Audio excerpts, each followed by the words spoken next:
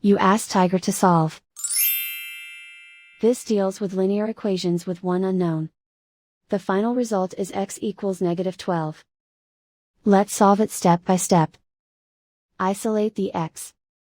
Multiply both sides by inverse fraction 4 over -3. Move the negative sign from the denominator to the numerator. Group like terms. Multiply the coefficients. Simplify the arithmetic.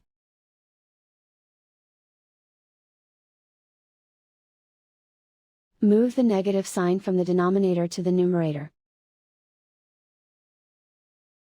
Multiply the fractions. Simplify the arithmetic.